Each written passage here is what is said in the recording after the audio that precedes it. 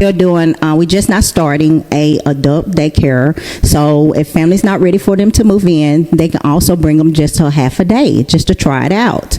So if a family has a member that needs this care, but of course they have to go to work and they don't have any other way to care for their family member, they can bring them here for daycare. Yes, they can.